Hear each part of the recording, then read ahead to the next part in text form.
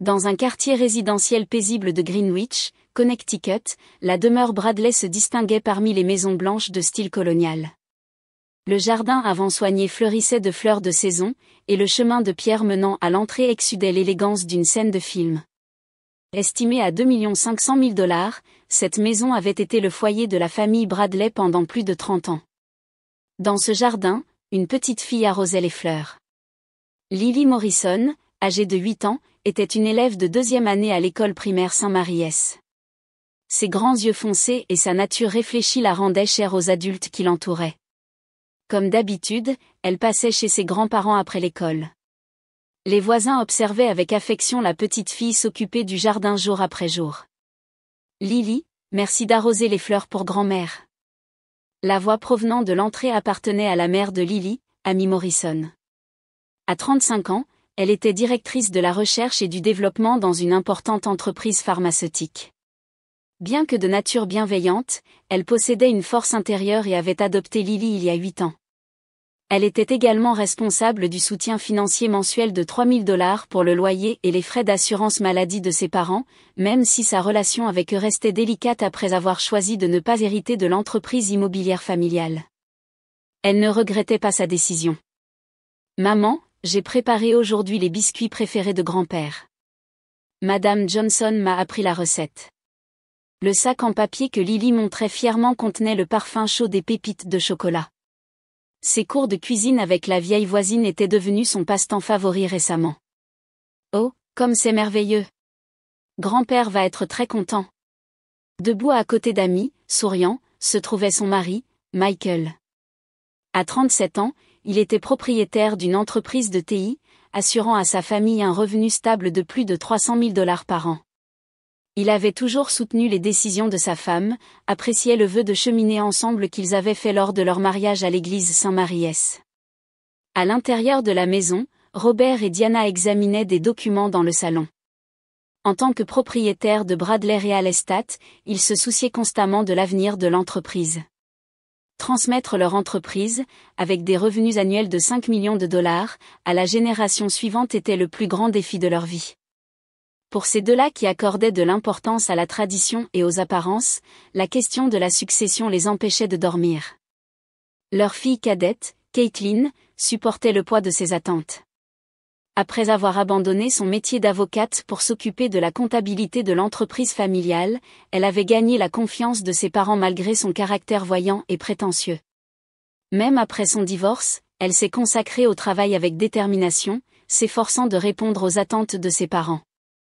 Le fils de Caitlin, Jacob, âgé de 7 ans, fréquentait l'Académie Greenwich, considérée comme l'école privée la plus prestigieuse de Greenwich.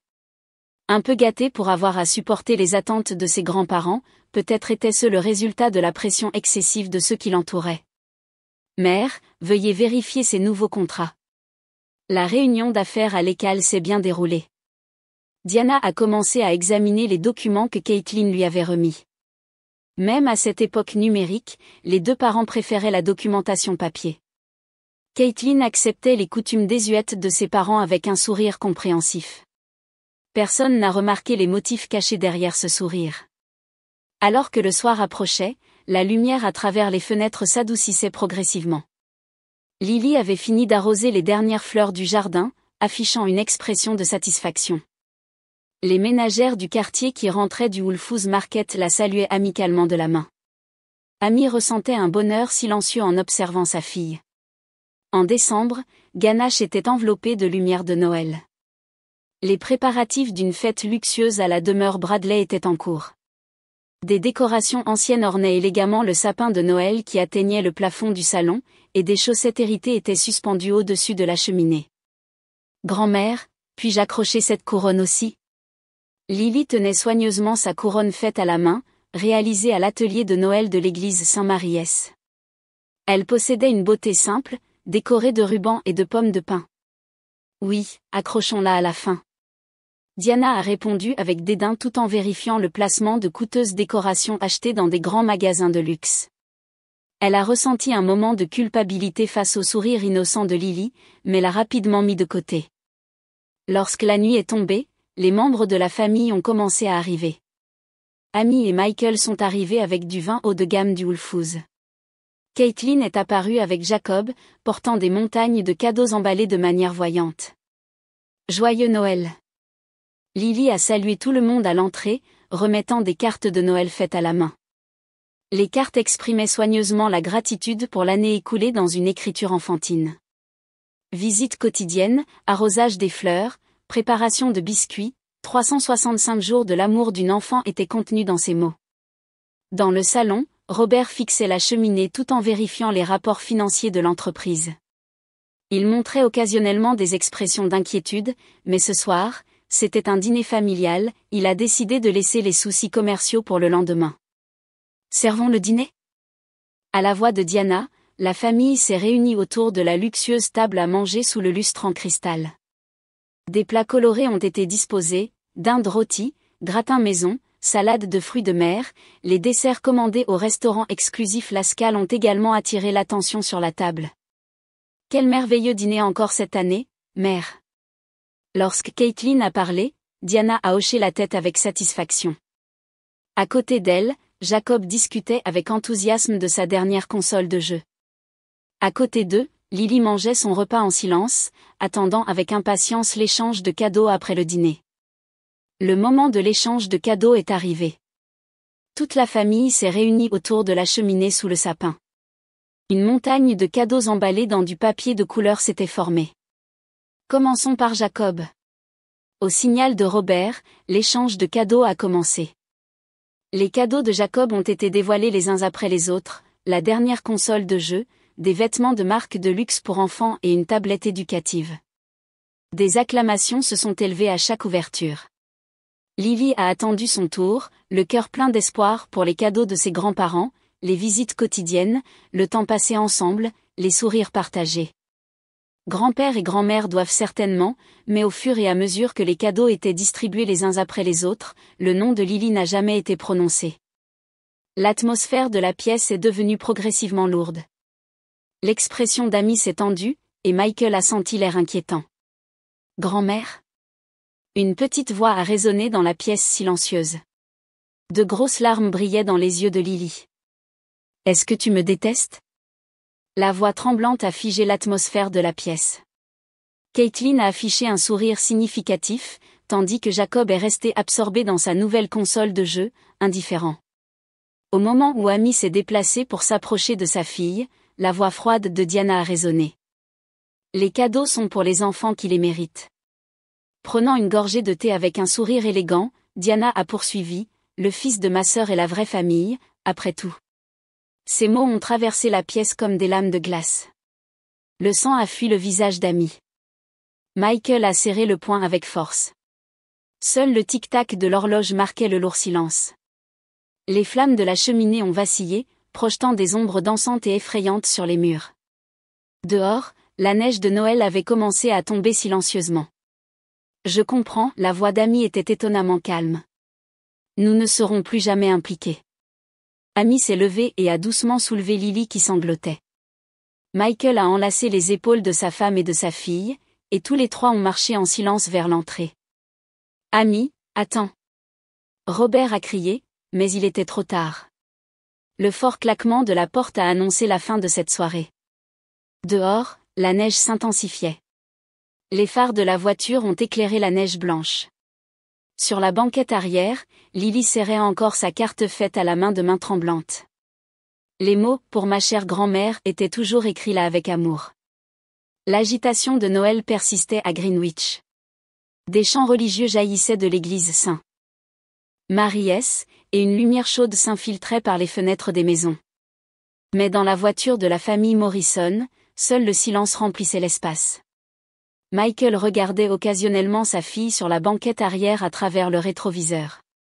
Amy regardait droit devant en silence, serrant seulement fermement la main de son mari. Le matin de décembre, une atmosphère lourde planait au-dessus de la table à manger de la famille Morrison. Amy et Michael avaient passé toute la nuit à discuter de la façon de poursuivre. Lily dormait encore dans sa chambre à l'étage. J'ai décidé, Amy a dit doucement mais avec une forte détermination. Je vais arrêter tout soutien à mes parents. Michael a doucement tenu la main de sa femme. Ils payaient à leurs parents $3 000 de soutien mensuel pour le loyer et des primes d'assurance maladie coûteuses, le montant total dépassait $50 000 par an. Je suis d'accord. Tes parents ont considéré ce soutien comme acquis. Cette décision a été encouragée par un appel téléphonique de la mère de Michael, Grace Morrison. En tant que présidente de l'Association des femmes de l'église Saint-Maries, elle avait appris les événements de la veille par les voisins et avait immédiatement pris contact avec eux. Il n'est pas nécessaire de rester dans cette maison.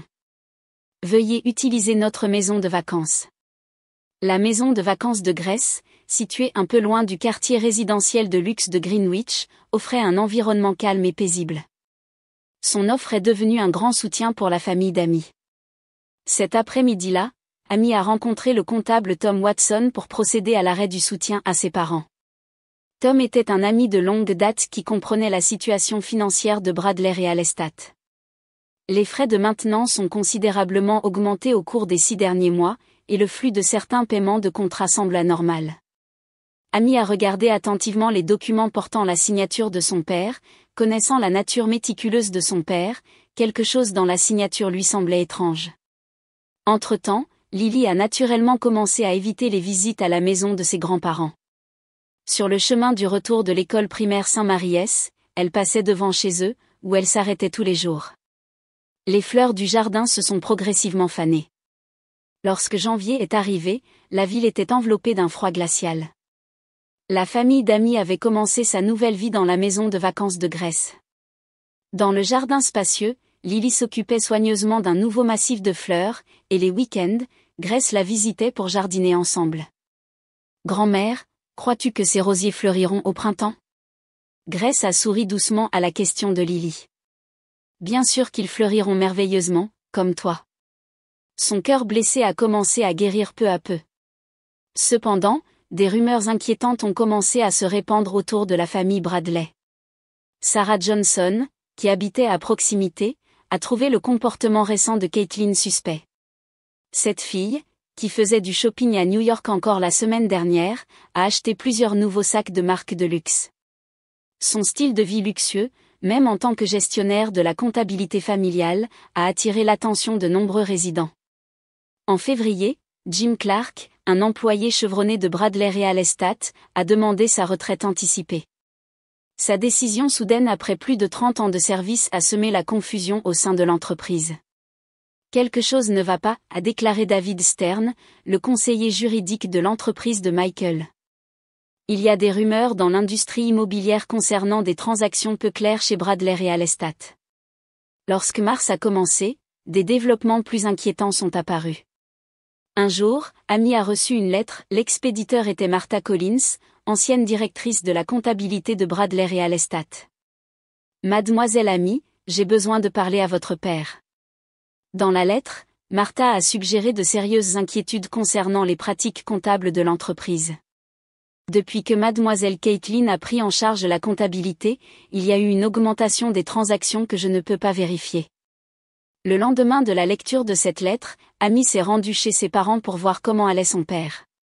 Là, elle a assisté à la visite de personnes inconnues en costume à l'entreprise. Les journaux du matin ont annoncé le début d'une enquête fiscale sur Bradley Real Estate. Les autorités avaient lancé une enquête à grande échelle suite à un signalement interne d'un dénonciateur. Amy, quelque chose de terrible s'est produit. Michael avait reçu un appel tôt le matin de son contact au bureau des impôts. Il y a une forte suspicion que ta sœur a détourné environ 5 millions de dollars au cours des 3 dernières années. Cet après-midi-là, Caitlin a disparu de l'entreprise. Maman, Caitlin est partie sans rien dire, recevant un appel paniqué de Diana. Amy a retenu sa respiration, sa sœur avait retiré une grosse somme d'argent liquide et avait disparu, laissant derrière elle son fils Jacob, âgé de 7 ans. Au fur et à mesure que l'enquête progressait, des faits choquants sont sortis au grand jour les uns après les autres. Transférer les paiements des contrats immobiliers vers des comptes secrets, gonfler les coûts de maintenance et empocher la différence, utiliser librement les tampons et les carnets de chèques de l'entreprise, exploitant la confiance de ses parents, contrôlant entièrement la banque en ligne, profitant de l'analphabétisme numérique de ses parents âgés. Un vendredi soir, la police a arrêté Caitlin à l'aéroport international JFK alors qu'elle tentait de fuir le pays. Pourquoi? Pourquoi ferait-elle ça? Robert s'est pris la tête dans ses mains au poste de police. La réputation de l'entreprise était en ruine, avec un passif total potentiellement supérieur à 10 millions de dollars. Diana s'est effondrée en pleurs à la maison. Dehors, les fleurs que Lily avait autrefois entretenues avec tendresse se balançaient tristement, sans recevoir l'attention de personne. Amy a regardé en silence les informations dans le salon de la maison de vacances de Grace. Michael coopérait avec la police, soutenant l'enquête médico-légale numérique. Ce soir-là, Lily a écrit une petite prière dans son journal. S'il te plaît, ne laisse pas maman être triste, et s'il te plaît, ne laisse pas Jacob se sentir seul. Dans la salle d'interrogatoire du poste de police de Greenwich, Caitlin Bradley a calmement avoué ses crimes. Sa voix ne contenait aucune trace de son ancienne arrogance.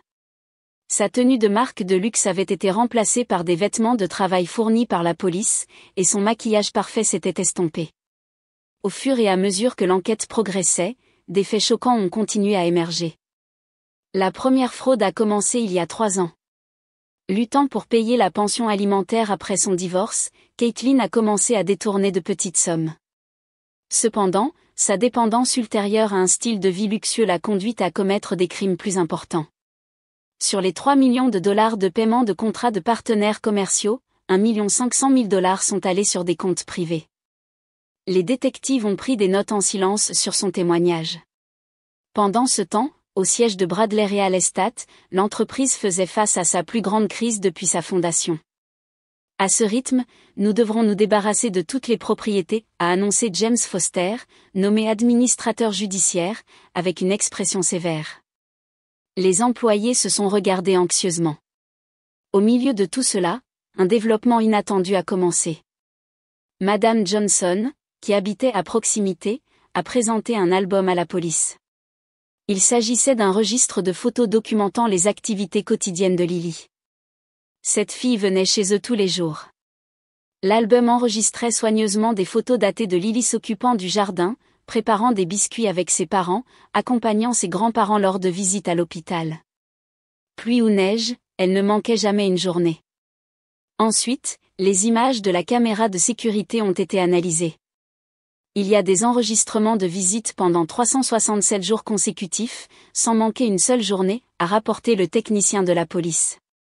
Même à la veille du Nouvel An, et lorsqu'elle avait de la fièvre à cause de la grippe, Lily visitait toujours la maison de ses grands-parents. Des témoignages de l'Association des femmes de l'église Saint-Marie-S sont également arrivés. Tous les dimanches après la messe, Lily priait pour eux. Le pasteur Michael O'Connor a poursuivi son témoignage à voix basse. Elle disait toujours, « S'il vous plaît, laissez grand-père et grand-mère rester en bonne santé. » C'était comme la prière pure d'un ange. Le matin du 20 avril, Robert et Diana se sont rendus à la maison de vacances de Grace. Les deux avaient l'air plus épuisés que jamais. Leurs vêtements de luxe avaient été remplacés par des vêtements décontractés modestes, et les bagues chères avaient disparu des doigts de Diana. « Ami, nous devons te parler. » Robert a fait face à sa fille les larmes aux yeux. « Nous avons commis une terrible erreur. » Diana a poursuivi d'une voix tremblante, « L'amour inconditionnel de cet enfant, celui de Lily, nous l'avons piétiné. » Les deux ont commencé à dire toute la vérité sans rien cacher, leurs attentes excessives envers Caitlin, leur obsession des lignées, leur anxiété concernant la succession de l'entreprise, surtout, leur bêtise à ne pas reconnaître le véritable trésor juste devant leurs yeux. Elle venait tous les jours, et pourtant nous. Diana a sangloté. Nous nous sommes simplement laissés emporter par les paroles de Caitlin.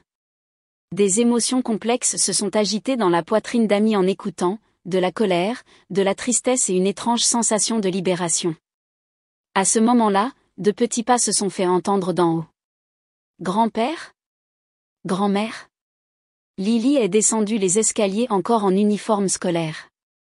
Pendant un instant, l'atmosphère de la pièce s'est figée. Cependant, l'action suivante de Lily a dépassé les attentes de tous, elle a marché directement vers ses grands-parents et les a doucement enlacés de ses petits bras. Ne pleurez pas. Je veux vous pardonner. À cet instant, la pièce s'est enveloppée de silence. Dans la cuisine, Grace s'est silencieusement pressé le bout des doigts sur les yeux. Michael a regardé par la fenêtre, laissant échapper un profond soupir.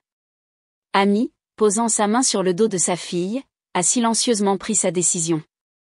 Papa, maman, parlons de ce qui se passe à partir de maintenant, tous ensemble. La douce lumière du soleil de printemps est entrée à flot dans la pièce. Dehors, les fleurs que Lily avait plantées commençaient à pousser silencieusement, annonçant l'arrivée d'une nouvelle saison. Ce soir-là, Amy a eu une conversation privée avec sa belle-mère, Grace. Je soutiens ta décision.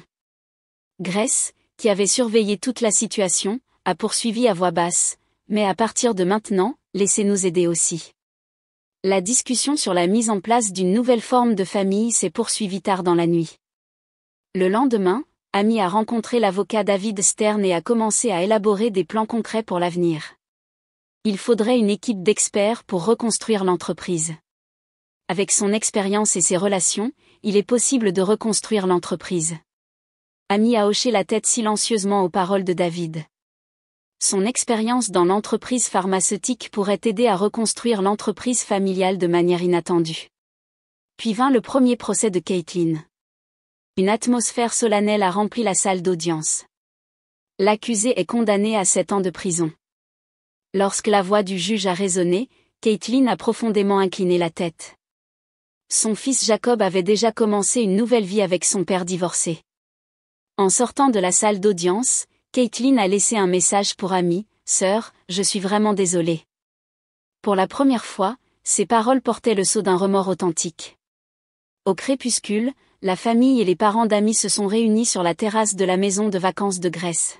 « C'est un nouveau départ, » a dit Grace en servant du thé chaud. Lily arrosait les fleurs nouvellement plantées, sa silhouette semblait un symbole d'espoir. « Nous avons encore beaucoup à réparer. » Tous ont hoché la tête silencieusement aux paroles de Robert. Greenwich était une fois de plus enveloppée de lumière de Noël. La maison de vacances de Grace avait été énormément transformée au cours de la dernière année. L'ancienne salle de réception avait rené comme un salon familial, et les fleurs de saison fleurissaient dans tout le jardin. « Maman, puis-je aider à décorer le sapin ?»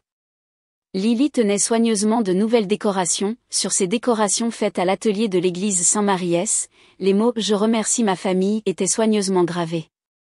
Bien sûr, décorons ensemble avant que grand-mère et grand-père n'arrivent. Amy a doucement caressé la tête de sa fille. Au cours de la dernière année, Lily était devenue encore plus gentille.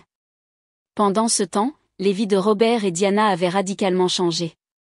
Forcés de déménager de leur grande maison dans le quartier de luxe vers un appartement modeste, leur style de vie luxueux avait disparu. Rembourser la dette n'est encore qu'à mi-chemin. Diana avait acquis de nouvelles connaissances grâce à sa vie modeste. Elle a commencé à participer à des activités de bénévolat à l'église Saint-Marie-S tous les mercredis, et ses expériences ont progressivement changé ses valeurs. La valeur des choses et la valeur du cœur sont différentes. Ces paroles contenaient une profonde réflexion et un nouvel apprentissage. Robert a poursuivi ses efforts désespérés pour reconstruire l'entreprise. Avec l'aide d'Amy, il mettait en place un nouveau système de gestion. Bien que la dette totale restait importante, il voyait progressivement un chemin vers le remboursement. « Je suis vraiment reconnaissant pour tes compétences en gestion. » Il commençait enfin à réaliser l'ampleur de la présence de sa fille. Amy utilisait son expérience dans l'entreprise pharmaceutique pour faire progresser la numérisation de l'entreprise et réformer son système de gestion. Michael a également contribué avec l'expérience de son entreprise de TI, aidant à construire un nouveau système de gestion immobilière. Les employés ont retrouvé espoir en voyant le couple travailler ensemble pour reconstruire l'entreprise familiale. Grace surveillait chaleureusement cette nouvelle forme de famille. Pardonner ceux que vous aimez exige parfois le plus grand courage. Ces paroles ont profondément résonné auprès de tous les membres de la famille. La réunion familiale mensuelle le premier dimanche était également devenue une nouvelle tradition. Bien qu'il y ait parfois eu des opinions divergentes, celles-ci sont devenues des occasions d'approfondir les liens familiaux. Le mois prochain, j'aimerais lancer une nouvelle initiative. La proposition de Robert était de consacrer une partie des bénéfices de l'entreprise à un fonds de soutien à l'adoption. Je veux rendre à la société ce que nous avons appris de Lily. Amy a senti ses yeux se réchauffer à ces mots. En prison, Caitlin travaillait sérieusement à son programme de réadaptation. Lors des visites de ses parents, Elle a exprimé un remords authentique pour la première fois. Ma cupidité et ma jalousie ont détruit notre famille. Grâce au counseling, elle avait commencé à affronter la vraie nature de ses actes. Son fils Jacob vivait une vie stable avec son père, sa nature auparavant gâtée s'était estompée, et il commençait progressivement à ouvrir son cœur dans le nouvel environnement. Puis-je aller lui rendre visite parfois ? Les paroles anodines de Lily ont ému toute la famille. Le cœur pur d'un enfant leur a appris le sens du pardon. Pour ce jour, Lily avait préparé un cadeau spécial, un album photo fait à la main. Elle y avait soigneusement enregistré les souvenirs de l'année écoulée, des photos du jour du déménagement, des activités de bénévolat à l'église, des réunions familiales, du plaisir du jardinage. Je veux créer beaucoup plus de souvenirs. Tous ont souri doucement aux paroles de Lily. Au crépuscule, toute la famille a commencé à préparer le dîner de Noël. Bien qu'il n'était pas aussi luxueux que le festin de l'année précédente, la table était ornée de plats chauds préparés avec la considération de chacun. Prions. Aux paroles de Grace, tous ont fermé les yeux en silence. Seigneur, merci de nous avoir donné la conscience et des cœurs capables de pardonner. Le son d'un homme a résonné silencieusement dans la pièce. Dehors, une légère neige avait commencé à tomber. Regardez. La voix de Lily. Tous ont regardé par la fenêtre. De petites lumières illuminaient les arbres plantés dans le jardin. C'était la surprise de Noël préparée secrètement par Michael. C'est comme un ciel étoilé. Diana s'est mise à pleurer en voyant la scène. Il y avait là une beauté émouvante qui ne pouvait être comparée aux anciennes décorations luxueuses. Créons de nouvelles traditions familiales ensemble à partir de maintenant. Tous ont acquiescé aux paroles d'amis. L'arôme du gâteau aux pommes préparé par Grace a rempli la pièce. Les expressions de la famille autour de la table étaient enveloppées d'un bonheur paisible. Ce soir-là, il y a un an, personne n'aurait pu imaginer une scène aussi émouvante. Alors, c'est ça le vrai bonheur ? Robert a acquiescé silencieusement au murmure de Diana. Leurs expressions contenaient un profond regret ainsi que la lumière d'un nouvel espoir. À partir de ce jour, les familles Bradley et Morrison étaient sur le point de franchir une nouvelle étape. C'était le début d'un long voyage pour guérir les cœurs brisés et retisser de véritables liens. Lily était debout près de la fenêtre en regardant la neige qui continuait de tomber, la lumière reflétée dans ses petits yeux brillait silencieusement et avec assurance, comme l'espoir pour l'avenir.